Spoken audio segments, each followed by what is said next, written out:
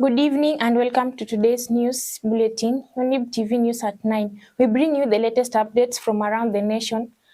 My name is Belian Stella.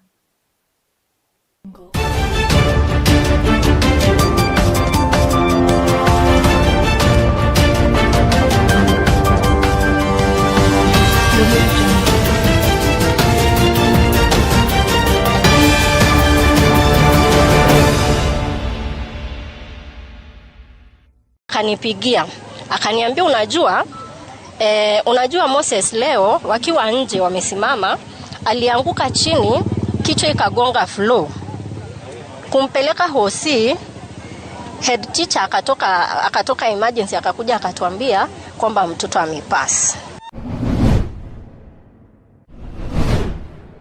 I'll implore upon you the fourth state for you to support us on this. Kenyans do not understand the roles of these institutions. You must tell Kenyans that ODPP or the DPP is at the tail end of anything. So unless the investigations are done, the DPP can't do much. That's why you'll hear at times an incident has happened and someone is saying the DPP, instead of saying the investigative agents, which are different depending on the kind of activities. One friend niko naye kwa hii simu, kumbe alikuwa huko. Akaniambia asifule uko wapi? Nikamwambia niko kwa ofisi ya kina Luanda, wameniambia wanashughulikia Luanda. Luanda akosi. Nikamwambia watu wana kudanganya. Mbona kama amekufa bwana kako hapa chini?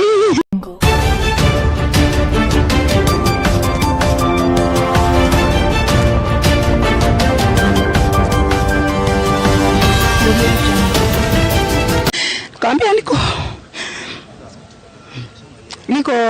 niko kwa ofisi ya kina Luanda, wameniambia wanashughulikia Luanda. Luanda akosi. Kaambia watu wana kudanganya. Mbona kama amekufa bwana kako hapa chini?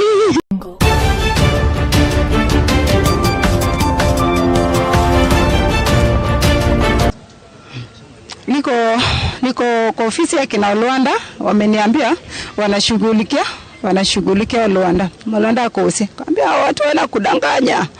Mbona kama amekufa bwana kako hapa chini?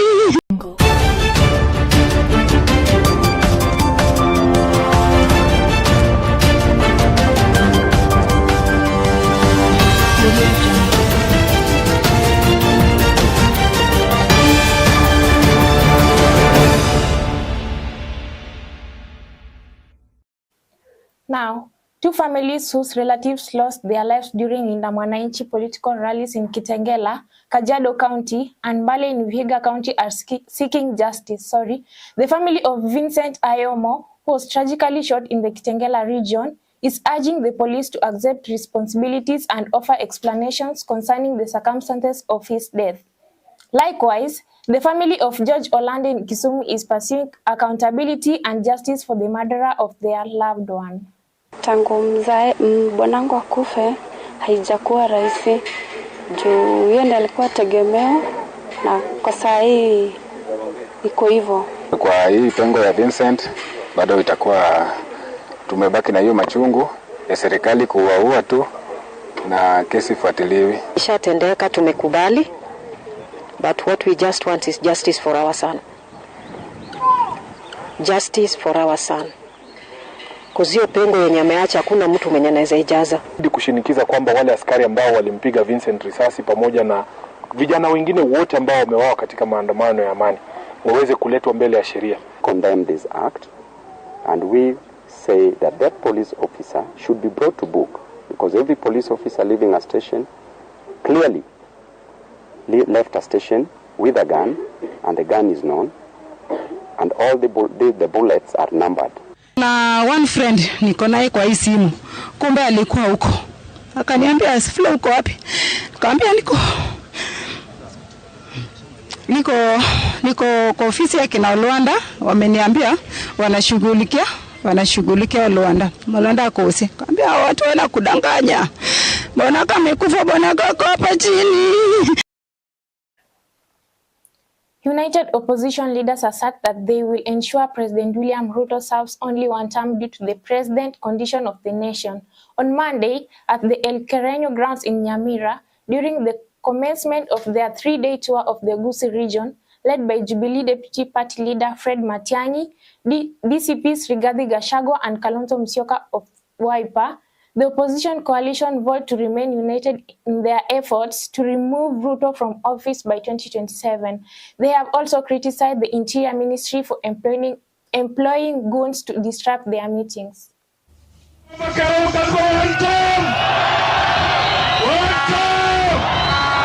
Asanteni sana. Kabla ya kuleta principles, hebu niwaeleze. Tuko na wageni wengi wametutembelea, waheshimiwa wajumbe wa bunge.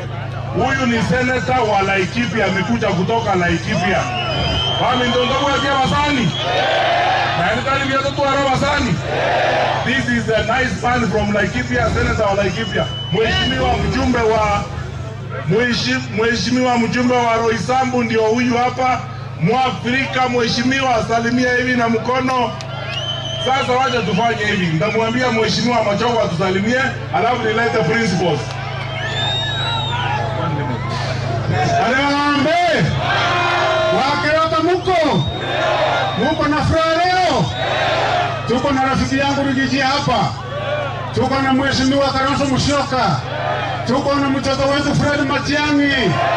Tuko na timu ile itaunda serikali tarehe 9 mwezi mwaka 2027. Mmekubali? Serikali mpya ya ukweli iko hapa. Wakerota mmekubali? Ile ya uongo siende. Mnakumbuka vile tulitanganywa ya kwamba barabara ya Keroka mpaka Kisii itapanuliwa? Umeona ikipanuliwa? Tuchague serikali ya ukweli na ndio iko hapa pamoja na mtoto wetu. Asante na Mungu awabariki. Now, the Director of Public Prosecutions, DPP, Renson Igonga, has indicated that he can only move forward with the prosecutions upon receiving case files that include substantial evidence from the Independent Policing Oversight Authority and the Directorate of Criminal Investigations. Speaking in Nairobi at the launch of new counter-terrorism prosecution curriculum, Igonga emphasized that delays in the submission of essential evidence have obstructed the advancement of numerous cases related to alleged police misconduct. Implore upon you, the fourth state, for you to support us on this. Kenyans do not understand the roles of these institutions. You must tell Kenyans that ODPP or the DPP is at the tail end of anything. So unless the investigations are done, the DPP can't do much. That's why you'll hear at times an incident has happened and someone is saying the DPP, instead of saying the investigative agents, which are different depending on the kind of activities. What is important is the investigations, because the way investigations are carried out and evidence collected, that is what informs the DPP to go to court. If the evidence does not meet the threshold, you'll find in some of the cases we don't go to court.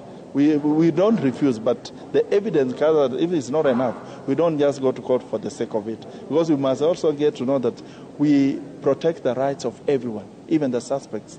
Like what you're saying, lobbying tear gas and whatever, that's IPOA supposed to be, to investigate. The moment they investigate and bring to our attention, that is the time, and then the DPP comes. Now, let's take a short break. We'll be right back for more.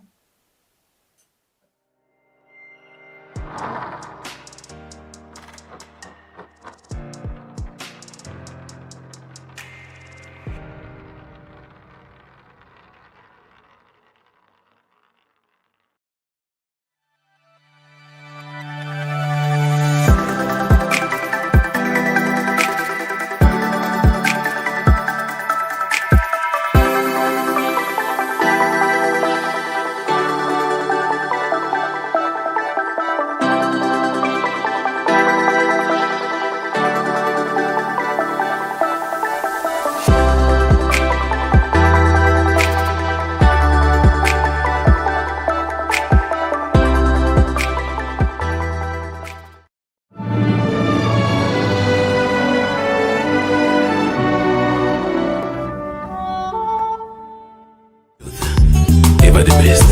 Hallelujah. Younib TV. Faith, inspiration, unity.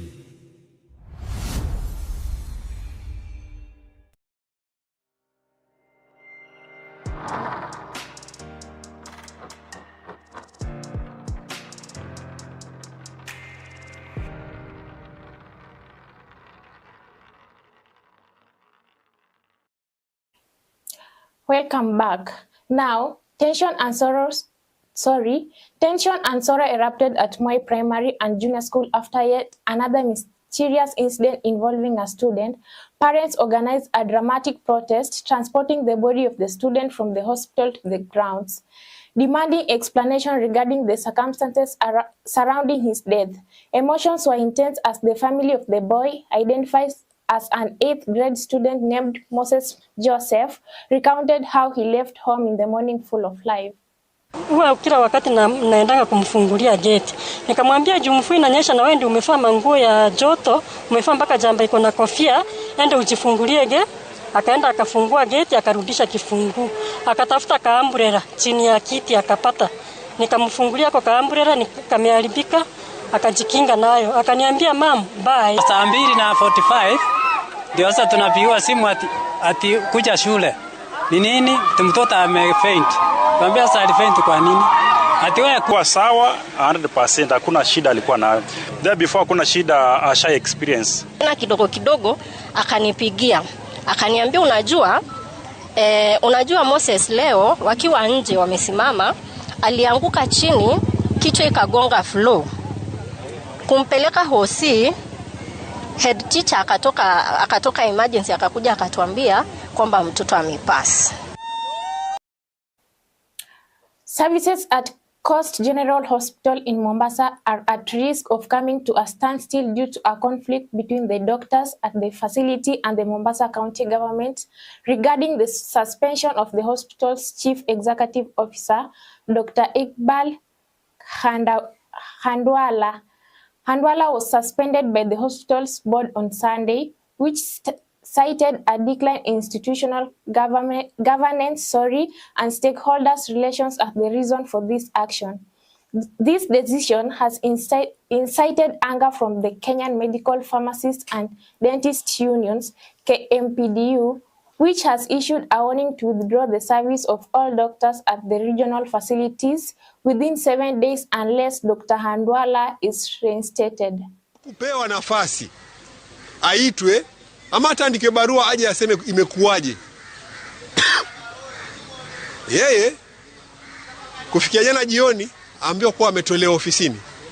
Kwa hiyo hizi sheria zilizowekwa ni za nani? Consultants shall suspend all elective procedures. We shall only cater for emergency services. 2. This is not theatrics. It is a defense of clinical independence, constitutional governance, and our safety. It is not an activity or an action meant to punish the CEO, but to find a lasting solution to endless, cries and endless, comments that we get in social media about this facility. If the issues that we raised in the strike notice will have not been implemented, with number one issue, which we shall not negotiate on, is the revocation of the interdiction of Dr. Handwala. All the doctors will leave the hospital. We leave it for the politicians, the MPs, the MCAs, and the county government to intervene the best way they can. Akiwa atakuwa hata resign ama atatetewa arudi, basi hii hospitali tutakisha itafungwa. Hivi visa ambavyo vimefanya wagonjwa wafe kama hawajatibiwa si cha kwanza. Handwala hajafanya hiyo. Wataka wagome watoke wote, kuletwe madaktari wapi? In fact wagome kuanzia leo. Wacha hati siku 7. Siku 7 nini? 75% of farmers in Malawi have so far redeemed their farm input subsidy program packages, up from 61% recorded during the same period last season. The figure was disclosed by Salome Gangire, spokesperson from the Ministry of Agriculture, in an interview on Monday while providing an update on the program's progress. The Malawi government is targeting 1.1 million beneficiaries under this year program. Gangire said the program is progressing well, with 75% of targeted farmers having redeemed their inputs so far. She noted that this represents a significant improvement compared to last season, when redemption stood at 61%. Gangire added that a total of 81,143 metric tons of fertilizer, representing 1,636,680 bags, have been collected by beneficiaries across the country. She said the ministry continues to monitor the exercise to ensure all eligible farmers access their inputs. On FISIP, we are at 75%. A total number of 1,636,680 bags of fertilizer have been redeemed by the farmers, which is representing 75%. This number is higher than the same time last season, when it was at 61%. In his remarks, agriculture expert Felix Jumbe commended the program's progress, but cautioned that uptake of fertilizer from depots to farmers remains a concern in some areas. He warned that the actual distribution on the ground may be lower than the reported 75%, urging authorities not to celebrate too early while some maize fields remain without fertilizer. It's an improvement on what has happened as you compare with last year. I was also cautioning, however, that if we are comparing with last year, and then we are comparing with the West people in implementation of FISP program, then we might be comparing with wrong things. And another thing that we should be cautious about is about the uptake of the seed, after delivery of fertilizer and seed, and the uptake from there to the farmer. The Malawi government is targeting 1.1 million beneficiaries under the Farm Input Subsidy Program, FISIP. For Lunta News in Lilongwe, this is Gift Kalonga.